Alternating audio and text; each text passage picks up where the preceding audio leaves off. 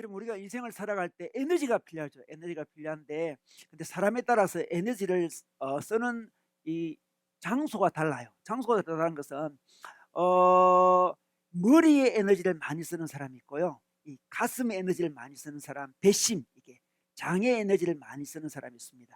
이를 두고 애니어그램에서는 이제 머리형, 가슴형, 장형이라 나누는데, 이걸 이제 예를 들어 설명을 해볼까요? 우리가 어린 시절에 세상이 호락호락하지 않다, 그런 생각을 할 때가 있습니다. 예를 들어 뭐 아기 때 자기가 배가 고픈데 엄마가 젖을 주지 않습니다. 그럼 어떡합니까? 용을 쓰면서 막 핏줄이 터지도록 울 수 있습니다. 그제야 엄마가 젖을 물려줬다. 이런 경험이 있는 친구들은 웬만큼 울어서는 젖을 얻어먹지 못하는구나, 이런 생각을 하게 되죠. 내 밥그릇은 내 힘으로 챙겨야 되겠다, 이런 생각을 합니다. 그래서 본능적인 힘을 많이 쓰는 거죠. 막 세게 우는 거죠. 막 세게 울어야 엄마가 자기 관심을 가지니까. 이런 친구들이 바로 장형 친구들입니다. 배에 힘을 많이 주면서 사는 인생이죠. 어떤 아이는 배고픈데 엄마가 젖을 잘 주지 않습니다. 그러면 엄마가 자기한테 관심을 가지지 않아요. 그러면 이 친구는 방실방실 웃을 수 있습니다. 방실방실 웃으니까 엄마가 아이고 이쁜 내 새끼 하면서 젖을 주더라는 거죠. 그래서 이 친구가 본능적으로 깨달았습니다. 엄마에게 사랑받을 짓을 해야 되는구나. 그래야만 젖을 얻어먹을 수 있구나, 이런 생각을 했다는 거죠. 그 다음부터 그 친구는 애정관계가 아주 중요하게 되었습니다. 사람에게 인정받고 관계를 잘 맺고 사랑받고, 그런 게 중요하게 되었습니다. 이런 사람을 가슴 유형 사람이라고 하는 거죠. 가슴 유형 사람. 다른 사람이 있습니다. 이 친구는 자기가 그냥 울었는데 엄마가 젖을 잘 안 줬습니다. 안 줬는데 어느 순간은 또 엄마가 또 젖을 줘요. 그래서 엄마가 좀 일관성이 없어요. 그래가지고 이 친구는 이렇게 생각합니다. 상황 파악을 잘해야 되는구나. 인생은 참 상황 파악을 잘해야 되는구나 해서 머리를 많이 쓰게 됩니다. 그래서 머리형 친구가 되는 거죠. 머리를 써서 사는 인생이 있고, 가슴을 쓰는 인생을 사는 인생이 있고, 이 배심으로 사는 인생이 있을 수 있습니다. 이게 바로 머리형, 가슴형, 장형의 모습이죠. 저희들이 그동안 3번에 걸쳐서 가슴형 친구들 이야기했습니다. 우리 조력자, 다른 사람을 도와줌으로 그 사람에게 인정받으면서 살기를 원하는 사람. 그 다음에 성공주의자, 이 사회가 원하는 성공을 해서 그 사람에게 사랑과 인정을 받으려고 하는 사람. 그 다음에 지난주에 나눈 우리 낭만주의자들, 특별한 행동, 특별함을 보여줘서 사람들이 인정을 받으려고 하는 사람의 모습이죠. 오늘부터는 이제 3번에 걸쳐서 머리형들의 이야기를 하겠습니다. 머리형들은 이 불안한 세상을 살아가 나가기 위해서 상황 파악을 잘해야 된다, 이렇게 생각합니다. 사람들의 인정보다는, 사람들의 사랑보다는 이 세상을 살아남으려면 무언가 자기가 필요한 존재가 되어야 된다 생각을 하죠. 필요한 존재가 되어야 된다 생각합니다. 그래서 머리를 굉장히 많이 쓰고 있는 사람이죠. 이 친구들은 예를 들면 사랑을 할 때도 머리를 먼저 씁니다. 머리의 에너지를 먼저 클릭한다 생각할 수 있습니다. 머리를 클릭하는 거죠. 예를 들어서 뭐 자기 자녀가 밖에 두드려 맞고 돌았다, 이럴 때는 머리형 엄마는 어떻게 합니까? 머리를 클릭합니다. 맞고 돌았어요. 뭐 피를 흘릴 수도 있습니다. 머리를 클릭합니다. 그래서 어떻게 반응할까요? 왜 싸웠니? 이렇게 이야기합니다. 왜 싸웠니? 상황 파악을 해야 되니까. 인생 살아남으려면 상황 파악을 잘해야 되니까 상황 파악을 한 다음에 분석하고 대책을 세워주고 싶어가지고 왜 맞았니? 이렇게 물어봅니다. 어느 부위에 집중적으로 맞았니? 이렇게 물어보기도 하고요. 어떤 길로 왔니? 이런 것도 물어보기도 하죠. 그 이야기를 들어보면 자기 아들이 먼저 때렸어요. 그러면 어떻게 반응할까요? 네가 맞을 짓을 했네, 이렇게 반응하는 거죠. 그러면 가슴형 자기 아들은 굉장히 당혹합니다. 우리 엄마가 나를 사랑하지 않나? 생각하는 거죠. 그 분석을 해주니까. 그 분석할 때가 있는데 분석을 해주는 거죠. 근데 가슴형 엄마들 어떻게 반응할까요? 그냥 뭐 이유는 불문하고 아이고 내 새끼 누가 이랬어 하면서 있잖아요. 얼마나 아프니? 그러면서 막 같이 울어요. 이게 가슴형 엄마의 모습이죠. 장형 엄마는 어떻게 할까요? 장형 엄마는 어떤 놈이야? 이렇게. 어떤 놈이 내 새끼를, 이렇게 되는 거죠. 혼을 내야 되겠다. 걔네 집에 가자, 이렇게 되는 거죠. 고함을 지를 수 있죠. 이 성향에 따라 사랑의 방법이 다릅니다. 에너지를 집중적으로 어디에서 쓰냐에 따라서 성향이 달라지는 거죠. 그런데 있잖아요, 자기 성향만 고집하면 사랑이 제대로 전달되지 않습니다. 머리형 엄마, 자기 성향만 고집하면 분석하면 사랑이 전달이 안 되고 사랑도 제대로 할 수 없어요. 인생 전반을 자꾸 머리를 클릭해서 인생을 살라 그러죠. 인생을 잘 살아갈 수 없고 신앙의 영역에 있어서도 머리로 신앙을 가지려고 합니다. 한계가 있는 거죠. 이 머리형 중에 가장 머리형인 사람이 5번 유형 관찰자 유형입니다. 오늘 이 관찰자 유형을 통해서 이들이 왜 진리를 잘 만나지 못하는지, 어떻게 하면 또 이들이 진리를 잘 만날 수 있는지, 이들이 만나야 될 복음이 뭔지에 대해서 함께 말씀을 나누고 싶습니다. 그래서 세 가지 대지를 갖고 나누고 싶은데요, 이 관찰자의 지식에 대한 말씀 나누고요, 그 다음에 관찰자의 깨달음, 마지막은 관찰자의 헌신, 이런 주제로 말씀 나누고 싶습니다. 자, 오늘 말씀 읽어주시겠습니다. 12제자 가운데 하나로서 쌍둥이라고 불리는 도마는 예수께서 오셨을 때에 그들과 함께 있지 않았다. 다른 제자들이 그에게 우리는 주님을 보았소 하고 말하였으나 도마는 그들에게 나는 내 눈으로 그의 손에 있는 못자국을 보고 내 손가락을 그 못자국에 넣어보고 또 내 손을 그의 옆구리에 넣어보지 않고서는 믿지 못하겠소 하고 말하였다. 여드레 뒤에 제자들이 다시 집 안에 모여 있었는데 도마도 함께 있었다. 문이 잠겨 있었으나 예수께서 와서 그들 가운데로 들어서셔서 너희에게 평화가 있기를 하고 인사말을 하셨다. 그리고 나서 도마에게 말씀하셨다. 내 손가락을 이리 내밀어서 내 손을 만져보고 내 손을 내 옆구리에 넣어보아라. 그래서 의심을 떨쳐버리고 믿음을 가져라. 도마가 예수께 대답하기를 나의 주님, 나의 하나님 하니 예수께서 도마에게 말씀하셨다. 너는 나를 보았기 때문에 믿느냐? 나를 보지 않고도 믿는 사람은 복이 있다. 예수께서는 제자들 앞에서 이 책에 기록하지 않은 다른 표징도 많이 행하셨다.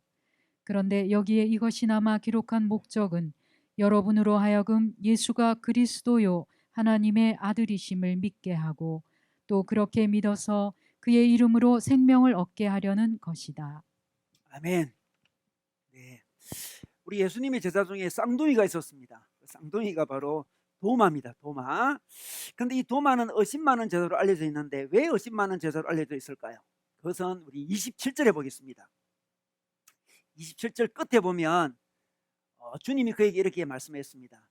그래서 어심을 떨쳐버리고 믿음을 가져라, 이런 말을 하셨어요. 그것을 보고 이 제자는 어심이 많은 제자다, 이렇게 생각했습니다.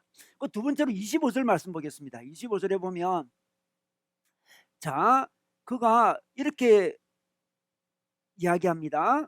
25절 보겠습니다. 다른 제자들이 그에게 우리는 주님을 보았소 하고 말하였으나 도마는 그들에게 나는 내 눈으로 그의 손에 있는 못자국을 보고 내 손가락을 그 못자국에 넣어보고 또 내 손을 그의 옆구리에 넣어보지 않고서는 믿지 못하겠소 하고 말했습니다.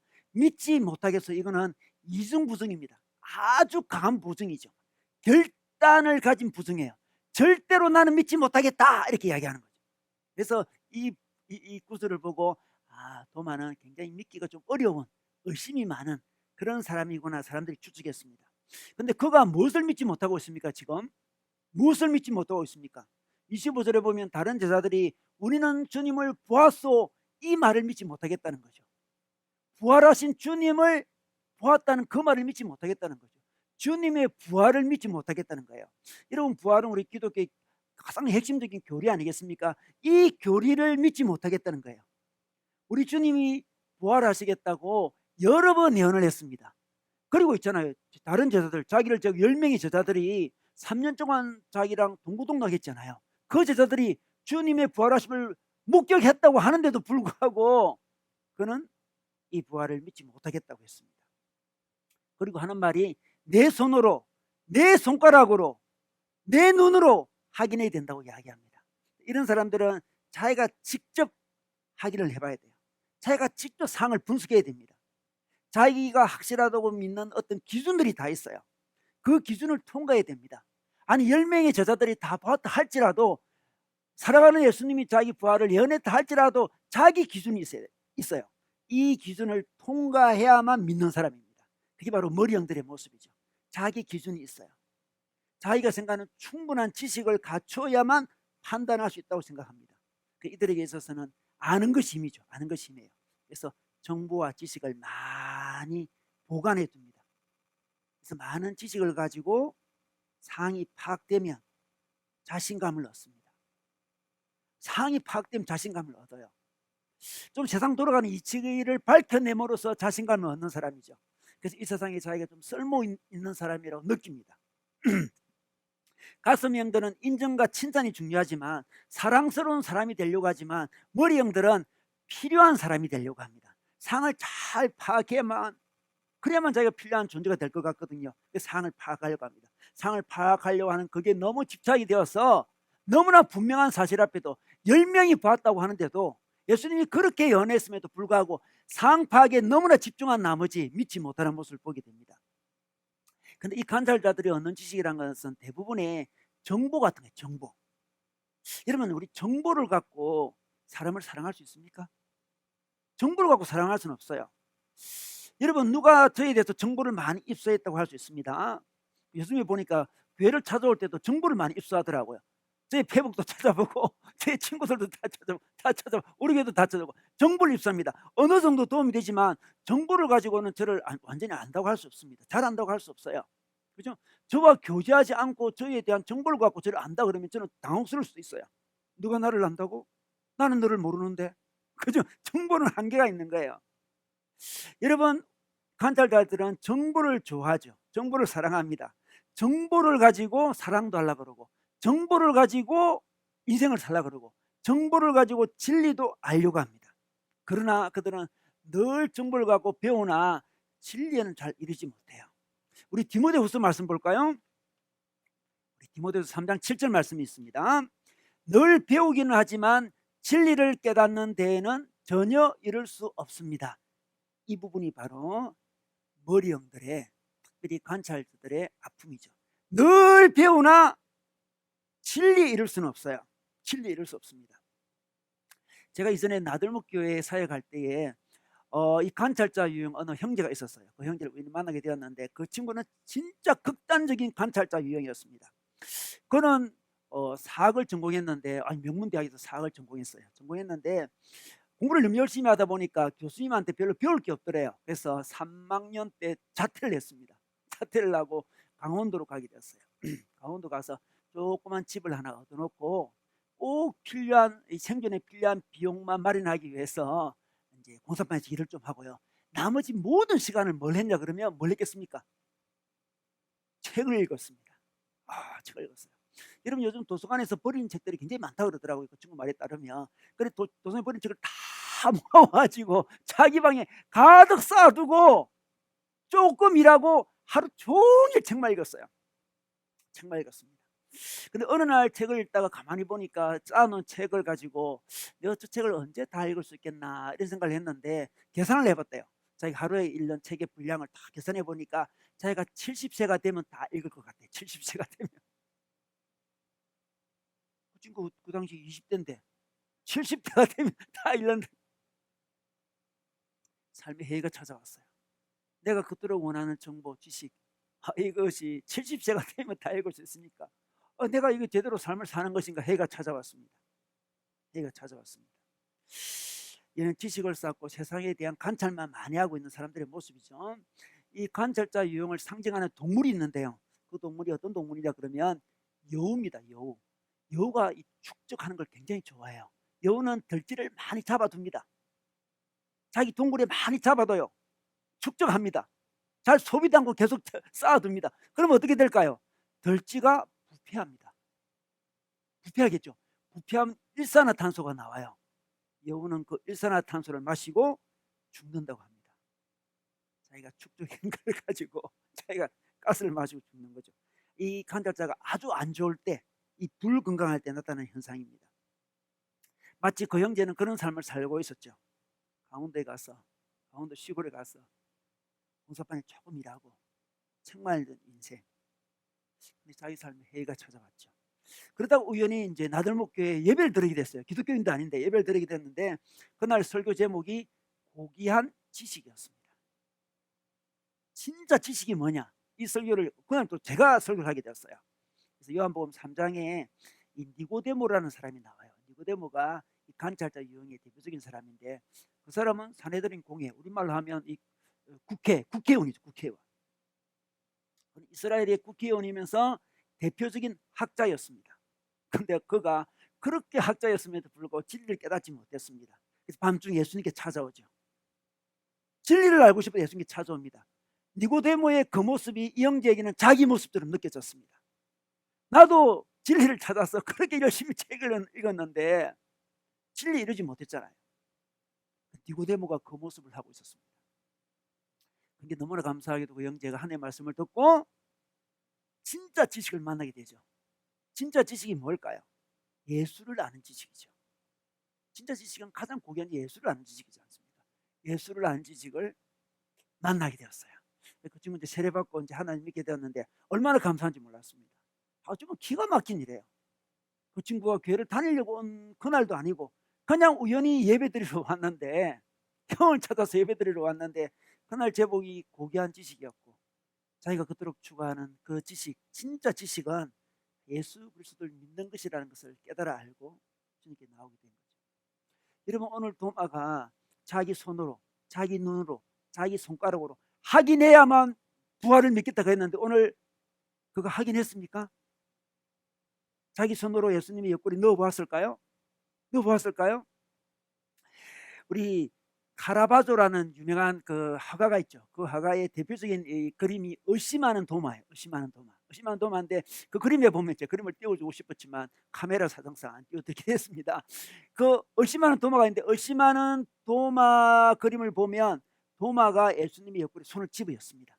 집어넣어요. 그런데 그것은 이 카라바조가 좀 잘못 생각한 거예요. 성경에 보면 집어넣지 않습니다. 집어넣기 전에 그는 나의 주 나의 하나님이라고 고백합니다. 자기 기준에 따라서 자기가 확인해 봐야 돼요.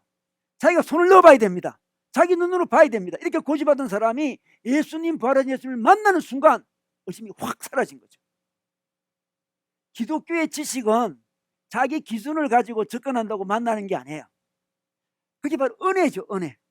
예수님을 만나는 순간 믿음이 생기면서 자기 의심이 싹 사라지는 거죠.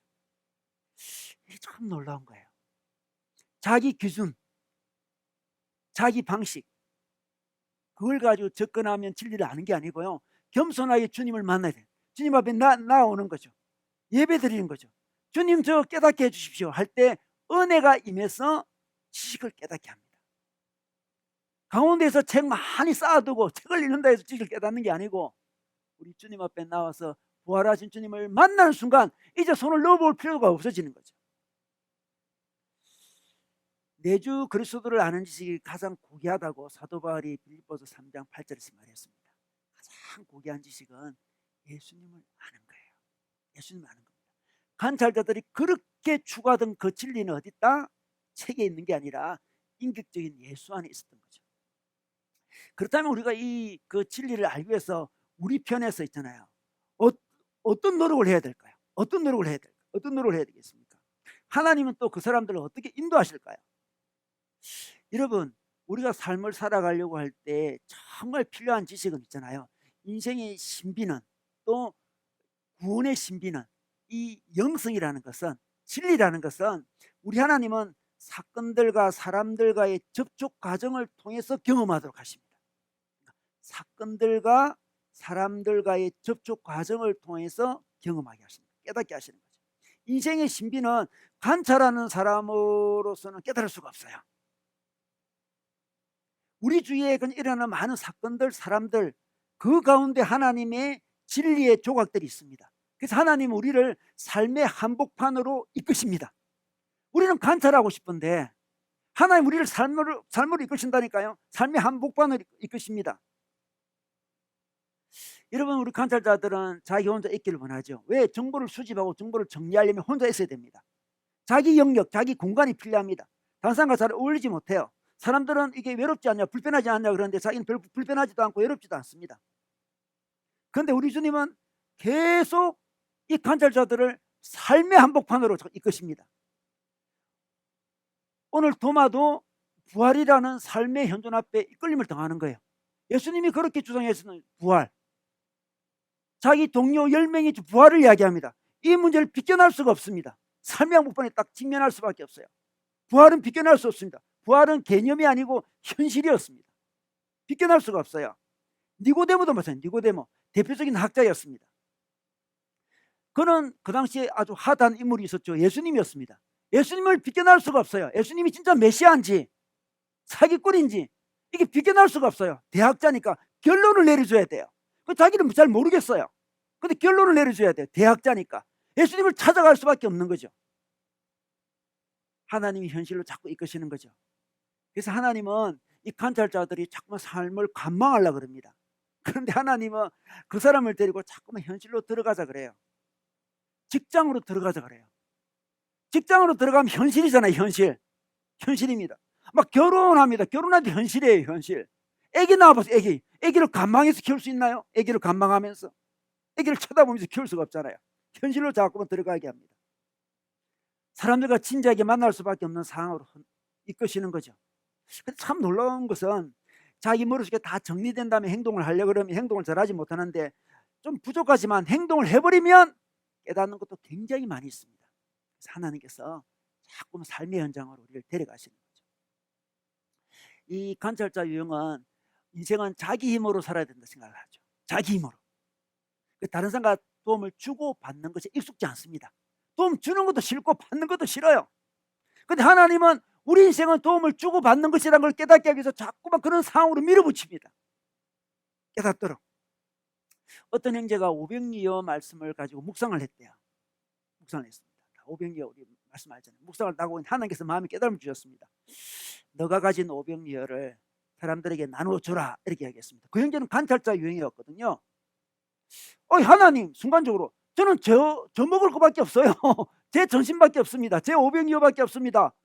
나눠줄 거 없다니까요. 이거 나눠줘봤자 도움도 안 돼요. 지금 2만 명에게 무슨 도움이 되겠습니까? 저 사람은 원래 준비성이 없는 사람들이에요. 저는 아침 일찍 나가 점심 도시락 쌌습니다. 그런 식으로 대답을 했습니다. 자기도 모르게. 그게 본능이죠. 본능. 나눠줘라. 사람들의 삶에 개입하라 그러면 뭔가 불편한 거죠. 불편합니다. 근데 가만히 보니까 다른 어떤 꼬마가 오병이어를 하는 게 있더래요. 우리 예수님이 축복하신 다음에 나눠줍니다. 다 나눠줍니다. 나눠주는 데 있잖아요. 예수님이 자기에게도 나눠주는 거예요. 자기 가지고 있는데도 나눠줍니다. 예수님 저 빵 있어요. 너무 당황스러워서 저 빵 있습니다. 걱정 마세요. 예수님 괜찮습니다. 괜찮습니다. 그런데 예수님이 자기 눈을 똑바로 바라보시면서 사랑이 가득한 눈으로 바라보시면서 이렇게 이야기했습니다. 괜찮아 받아. 내 마음이야. 내 마음. 지금 마음을 받아라는 거예요. 지금 빵을 받는 게 아니라 마음을 받는 거죠. 마음을 받는. 내 마음이야. 그때 깨달음이 왔습니다. 우리 예수님은 내게 마음을 주기 원하시는구나. 내 인생에 하나님께서 원하시는 건 마음을 주고받고 하기를 원하시는구나. 눈물이 났습니다. 인생은 마음을 주고받는 것이구나. 자기 힘으로만 살지 않는 거구나. 서로 주고받고 사는 것이구나 하는 걸 딱 깨달아요. 여러분 관찰자 유형은 교회에서 섬기는 것도 힘들어요. 헌신이라는 게 좀 힘들다니까요. 남에게 주는 거 행동하고 자기가 나누고 감정 나누고 시간 나누고 이런 거 굉장히 힘들어요. 근데 하나님은 계속 나누는 인생으로 이렇게 우리를 밀어붙이십니다. 신학교 동기 한 분이 있는데요. 그분은 관찰자 유형인데 늘 관찰해요. 나이도 저보다 이제 한두 살 많아요. 근데 지금도 관찰하고 있어요. 제가 우연히 만났는데 계속 관찰하고 있어요. 한국 교회가 어떻다 관찰을 계속 하고 있었어요. 그러니까 특별한 지식, 특별한 경험 이런 걸 얼마나 좋아하는지 몰라요. 그래서 특별한 영성가에 대한 이야기하면 눈이 반짝반짝거려요. 아니 신호기 목사님도 그 사람을 안단 말인가요? 하면서 막 기뻐해요. 근데 헤어질 때 이제 신학 공부도 하셨는데 이제 그러지 말고 이제 사람들 좀 만나서 전도도 하고 양육도 하고 교회도 참여해보고 그렇게 좀 하시라고 제가 이야기했습니다. 너무너무 당혹했어요.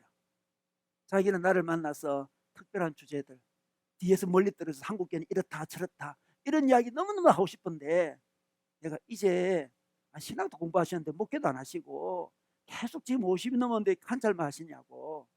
이제 전도도 하시고 양육도 하시고 사랑도 하시고 결혼도 안 했어요. 사랑도 하시고 하시라고. 당혹하죠. 우리 하나님은 우리를 그냥 간망하는 자로 내버려두지 아니하시고 삶의 현장으로 나아가도록 자꾸 미십니다. 그게 하나님의 사랑이에요. 나는 멀리 떨어져서 그냥 관망하고 싶은데, 그냥 관찰하고 싶은데, 분석하고 싶은데, 그럼 이 세상에 돌아가는 것을 나름대로 이치를 깨달아서 자기가 이 세상에 똑똑한 사람이고 좀 쓸모있는 사람이라는 걸 보여주고 싶은데, 우리 하나님은 그냥 감정 나누라, 시간 나누라, 마음 나누라고 자꾸 우리를 이끄시는 거죠. 우리 하나님은 삶의 현장에서 우리가 깨닫기를 원하시는 겁니다.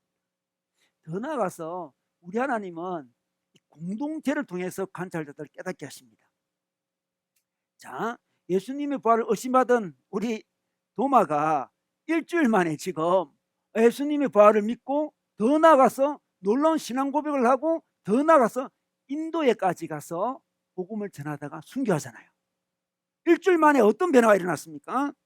자, 이 말씀을 한번 보겠습니다. 24절에 볼까요? 단서가 있습니다. 요한복음에서 요한은 이 도마가 변화된 단서를 소개하고 있습니다. 24절에 보니까 24절 끝에 보니까 예수께서 오셨을 때 그들과 함께 있지 않았다 이렇게 소개하고 있습니다. 도마는 제자들이 함께 모여 있을 때, 첫 번째 모여 있을 때는 함께 있지 않았습니다. 26절에 볼까요? 26절에 보니 8해 뒤에 제자들이 다시 집안에 모였습니다. 다시 집안에 모였을 때는 도마도 함께 있었다 이렇게 이야기합니다. 24절과 26절 차이는 뭡니까? 함께 있지 않았고 함께 있었다. 결정적인 변화 요소를 보여주고 있습니다. 이 요한복음에서 요한은 문학적 대조, 문학적 비교를 통해서 도마가 어떻게 결정적으로 변화됐는지를 이야기해주고 있습니다.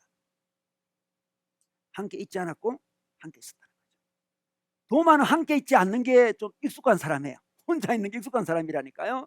그런데 결정적으로 함께 있으면서 제자들과 나누면서 예수님이 나타나니까 딱 믿음이 생긴 거예요. 여러분, 그동안의 도마의 문제점은 뭐였습니까? 홀로 있는 신앙이었습니다. 뒤에 떨어져 있어가지고 늘 분석하고 생각하는 신앙이었죠. 그런데 있잖아요, 혼자 골몰하게 생각하는 그 신앙, 그런 인생은 있잖아요, 새로운 정보를 받는 것에 의외로 취약합니다. 자기 혼자 생각에 몰입될 때가 굉장히 많이 있어요. 자기 체험, 자기 지식 안에 갇힐 때가 굉장히 많습니다. 여러분, 동양 종교들은 다 그렇잖아요. 동양 종교들은 되게 혼자 돌을 닦아요. 혼자 깊은 산속에 들어갑니다. 면벽수도하는 거죠. 얼굴을 서로 마주보지 않습니다. 벽을 보는 거죠. 벽을 보는 거죠. 진리 위해서 외로움의 길, 고독의 길을 걷습니다. 깨우침의 길은 혼자 푸는 거죠. 결혼도 하지 않습니다. 자녀도 친구도 없습니다. 외로움의 길을 걸어갑니다. 여러분, 유명한 성결스님 있잖아요. 성결스님. 이 성결스님에게 무남동녀가 있었습니다. 무남동녀. 그 무남동녀가 임신했을 때 출가했거든요. 그 자기 딸을 본 적이 없어요. 그 성결스님이 돌을 닦고 있는데 그 딸이 찾아옵니다. 아빠 보고 싶어서. 그런데 진리의 길은 외로움의 길이 아니겠습니까? 그래서 그 딸을 만나주지 않습니다. 한 번도 본 적이 없는 그 딸, 아빠 얼굴 보고 싶어 찾아온 그 딸을 만나주지 않아요. 왜 만나주지 않겠습니까? 정진하는데, 돌을 닦는데 방해가 되니까 안 만나줘요. 근데 놀라웠게도 안 만나주니까, 안 만나주는 그 모습에 딸이 감동을 받아요. 그래서 딸이 출가를 합니다. 아, 놀랍죠? 딸이 출가를 해요. 딸이 선임이 됩니다. 그런데 부인은 어떻게 했습니까? 부인은 남편 나갔지, 딸 나갔지, 아니 그 도 닦는 게 뭐가 그리 좋다고 나를 다 버리고 떠나느냐 하면서 막 괴로워합니다. 그러다가 안 되겠다 하면서 딸을 찾아갑니다. 딸이 있는 절에 찾아가죠. 주지 스님에게 저도 출가하겠습니다. 저도 스님이 되겠습니다. 그러나 우리 딸이 있는 이 절에서 같이 독하게 해주십시오. 공동체를 사모하는 거죠. 공동체를 사모하는 거예요. 그 소식을 성도 스님이 들었어요.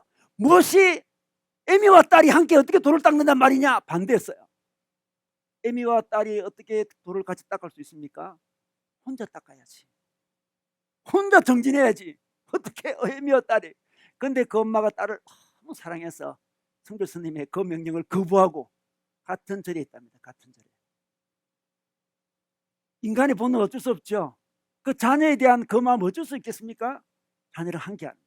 도 닦지만 어차피 공동체 아니면 안 되는 거예요. 공동체가 필요한 거죠. 여러분, 도마는 홀로 있는 신앙이었습니다. 우리 기독교 안에도 수도원 신앙에 보면 수도원 영성에 보면 홀로 있는 부분이 있지만 우리 대부분의 우리 기독교 영성은 함께 더불어 깨닫는 우리 신앙 아니겠습니까? 서로의 삶과 서로의 지식을 공유하면서 깨달아 알아가는 게 신앙이고 인생이에요. 도마는 그런 사람이 아니었습니다. 근데 하나님의 도마를 공동체 사람으로 바꾼 거죠. 바꿨습니다.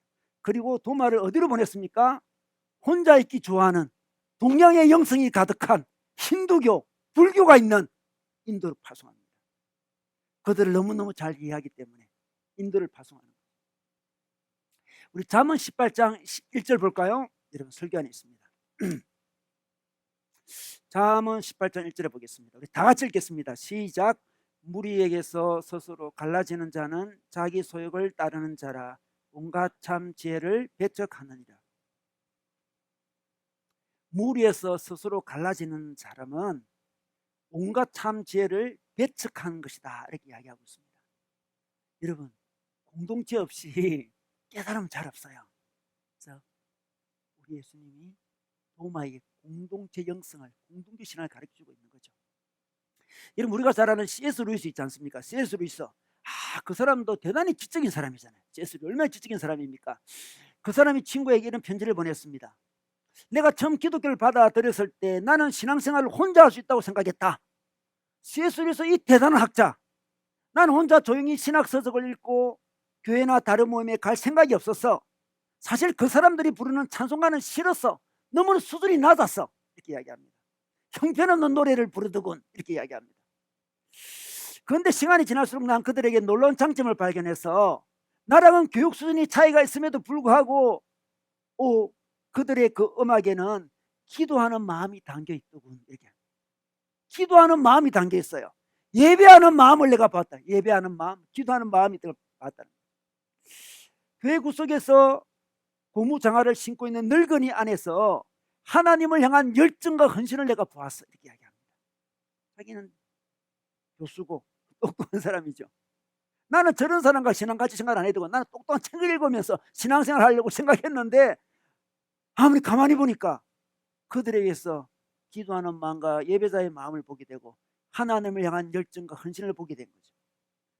그 후로 나는 혼자 신앙생활을 할 수 없다는 것을 깨닫게 되었어. 혼자 신앙생활을 할 수 있다는 교만에서 빠져나오게 되었어. 이렇게 편지를 적었습니다. C.S. 루이스 얼마나 똑똑한 사람입니까?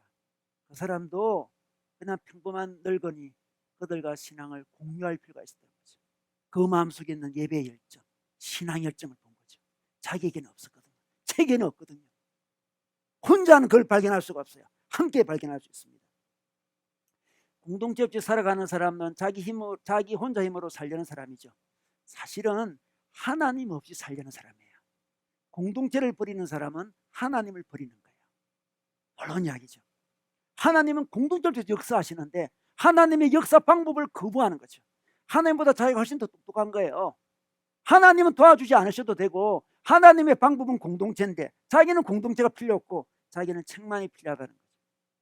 여러분, 제가 설교 서론에서 이야기했잖아요. 그 친구 강원도에 가서 수십 권의 책을 꽂아놓고 책만 읽던 그 친구는 주님을 만나지 못했는데 우연히 나들목교회에 와서 예배드리다가 진짜 지식은 하나님을 아는 지식이라고 깨닫고 하나님 앞에 나와서 세례받고 하나님 믿는 사람이 됐잖아요. 삶의 현장이 깨달음의 현장입니다. 공동체의 현장이 깨달음의 현장이고요. 공동체가 선생이고 공동체가 스승이고 삶 자체가 스승이에요. 스승입니다. 하나님은 도마에게 삶의 현장에서, 삶의 현실에서 진리를 깨닫게 해주시고 공동체에서 깨닫게 해주셨습니다. 자, 도마가 이 부활하신 예수님을 만난 다음에 어떻게 변했습니까? 우리 28절에 보겠습니다. 28절에 보니까 도마가 예수께 대답합니다. 나의 주님, 나의 하나님, 이렇게 대답합니다. 이 고백하는 거죠. 고백. 놀라운 고백입니다. 자, 요한복음에서 요한은 이 고백을 이끌어내고 싶었습니다. 신앙 고백의 클라이막스입니다. 요한복음에서 요한은 예수님이 누군지를 알려주고 싶었는데 예수님이 하나님이라는 걸 알려주고 싶었어요. 자, 그것이 요한복음 1장 1절에도 나타납니다. 한번 볼까요, 여러분? 설교에 나와 있습니다. 자, 요한복음 1장 1절. 태초에 말씀이 계셨다. 그 말씀은 하나님과 함께 계셨다. 그 말씀은 하나님이시다. 1장 1절에서 예수님이 바로 하나님이라는 것을 보여줬습니다. 그리고 오늘 말씀은 요한복음 마지막 장이거든요. 마지막 장. 마지막 장에서도 예수님이 하나님이라는 걸 보여주고 싶은데 누굴 통해서 보여줬습니까? 도마를 통해서. 도마의 신앙 고백을 통해서 보여줬습니다. 당신은 나의 주 나의 하나님이라는 거죠. 나의 주 나의 하나님.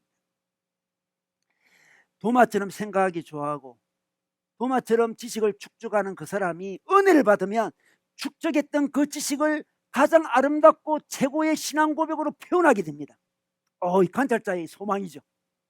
내가 늘 인생 관찰하고 있었는데 우리 하나님 만나니까 이 관찰한 걸 다 하나님이 축적한 걸 모아가지고 놀라운 신앙 고백. 요한복음의 목적, 예수님이 하나님이다. 이 복음을 알리는데 위대한 고백문으로 사용하신다는 거죠. 사용하십니다. 그리고 이 고백 참 놀라운 것은 나의 주 나의 하나님이라고 고백하잖아. 그죠?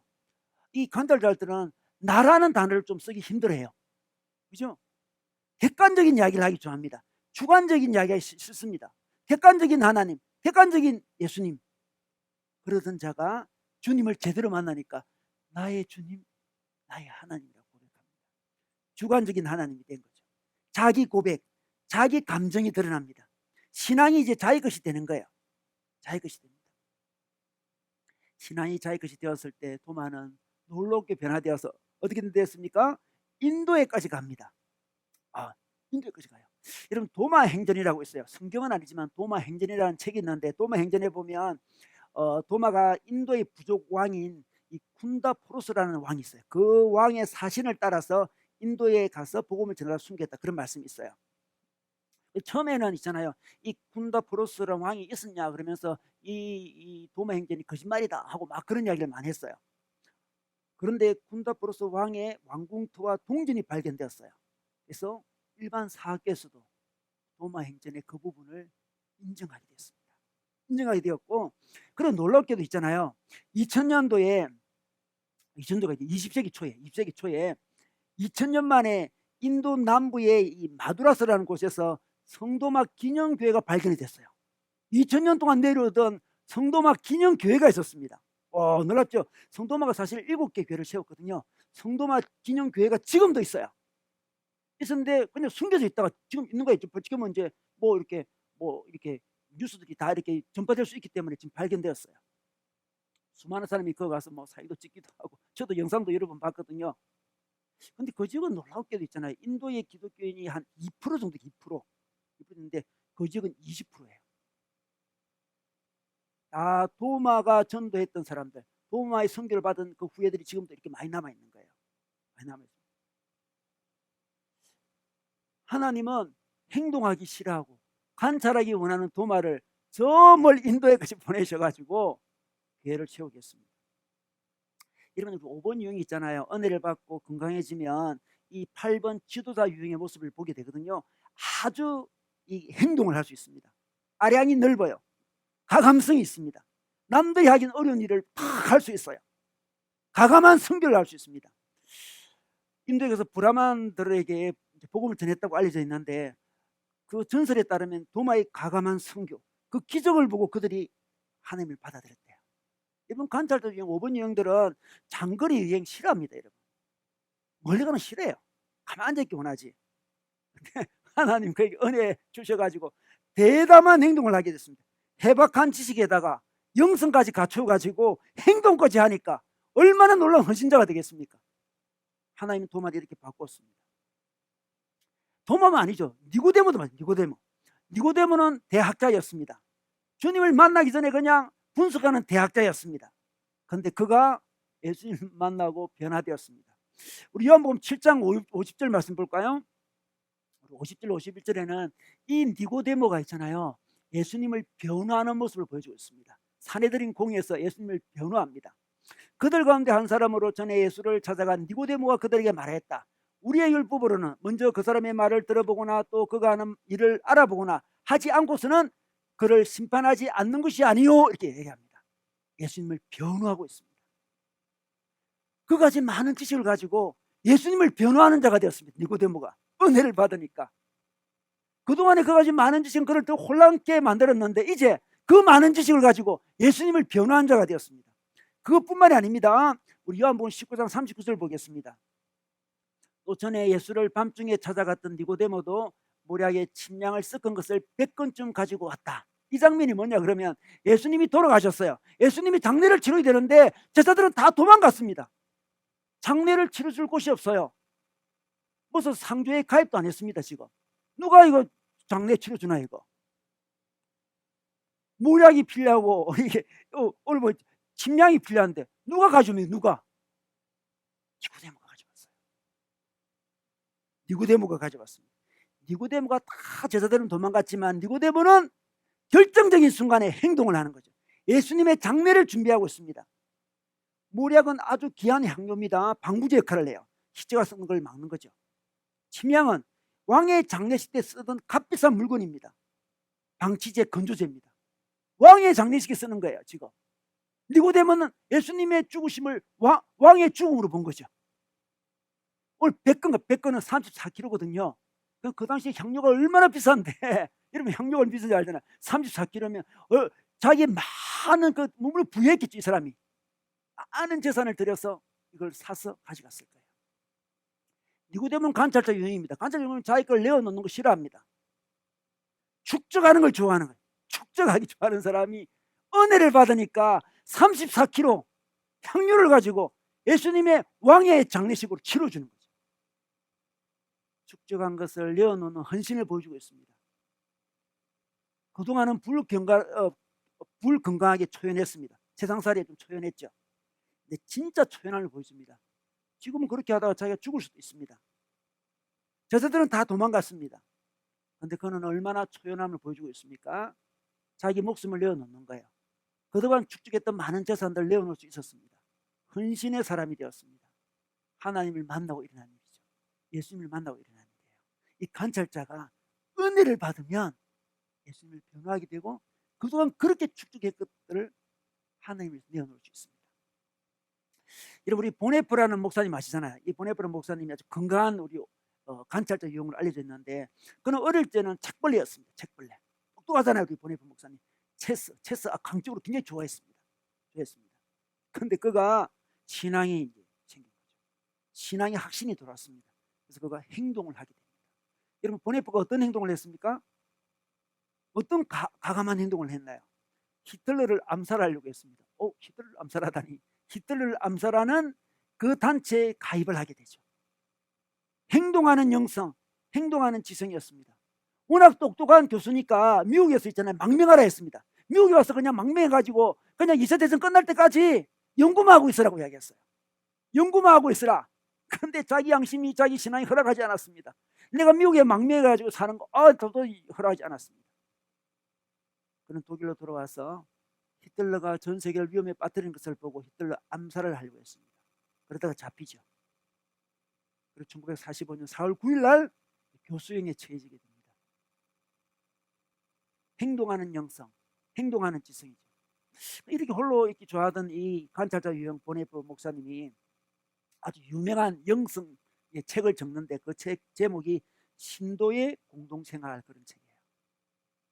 이 사람 공동생활하기 좀 어려운 사람이거든. 관찰자 공동생활 싫어해요. 혼자 있고 싶어요. 근데 자기가 자기 신앙을 이렇게 더 성숙시키기 위해서 우리들은 하나님의 자녀들과 더불어 공동체 생활을 해야 된다 그런 생각을 했어요. 공동체를 실제로 만들었습니다. 학생들과 공동체 생활을 했어요. 그래서 함께 살면서 함께 기도하면서 함께 성경 묵상하면서 서로 죄를 고백하면서 함께 노동하면서 함께 음악을 들으면서 공동체 삶을 시도했습니다. 그 가운데 느꼈던 것을 신도의 공동생활이라는 책으로 그가 저술해서 표현했습니다. 여러분 관찰자의 삶에 하나님 은혜가 임하면 그는 헌신하게 됩니다. 여러분 인생은 사랑은 진리는 있잖아요. 관찰하고 지식으로 정보로는 다 깨달을 수가 없습니다. 어떻게 깨달을 수 있을까요? 겸손하게 주님의 은혜를 구할 때 깨달을 수 있는 거예요. 인생도 그렇고 사랑도 그렇고 진리도 그렇습니다. 책 보고 뒤에 앉아서 깨달을 수가 없어요. 겸손하게 주님 앞에 은혜를 구하세요. 이제 그 지식을 축적하는 곳에만 나아가지 말고 겸손하게 주님 앞에 기도를 해보세요. 겸손하게 주님 앞에 예배를 드려보세요. 왜 예배를 드리지 않고 자꾸 혼자서 깨달으려고 합니까? 도마는 주님 봤습니다. 부활하신 주님을 만났습니다. 인격적으로 주님을 만났어요. 인격적으로 주님을 만나면 깨달음이 임하는데 인격적으로 주님을 안 만난 상태에서 자꾸만 머리로 관찰만 하니까 깨닫지 못한 거죠. 삶의 현장에서 벗어나지 마세요. 하나님 우리 인생을 자꾸 삶의 현장으로 몰아붙이십니다. 그냥 혼자 있고 싶은데, 멀리 떨어져 있고 싶은데, 책 읽고 싶은데 계속 삶의 현장으로 몰아붙입니다. 애를 낳게 합니다. 사랑을 하게 합니다. 빡신 직장을 다니게 해요. 교회 생활을 하게 합니다. 삶의 현장으로 계속 밀어붙입니다. 그것이 진리의 길이기 때문에 그렇습니다. 겸손하게 공동체에서 서로 어우러짐을 통해서 고귀한 지식을 얻게 됩니다. 고귀한 지식. 공동체에서 얻게 되는 거예요. 때때로 부족하게 보이고 연약하게 보이고 죄인이고 상처를 쓰고 서로 주고받는 그런 사람이라 할지라도 그 안에서 하나님은 진리를 깨우쳐 주십니다. 그리고 더 나아가서 우리 하나님께서는 우리가 그동안 축복해 놓은 걸 가지고 결정적인 순간에 위대한 고백을 하게 하십니다. 은혜를 받아 더 나아가서 우리를 헌신하게 하십니다. 여러분 관찰자로 머물러 있지 마시기 바랍니다. 그 축적된 지식을 가지고 축적된 경험을 가지고 아름다운 고백하시고 축적된 그 경험들, 축적된 재물들, 축적된 시간들 그걸 가지고 내어줌으로 하나님 나라를 세우시기를 주의 이름으로 축원합니다. 다 같이 기도하겠습니다.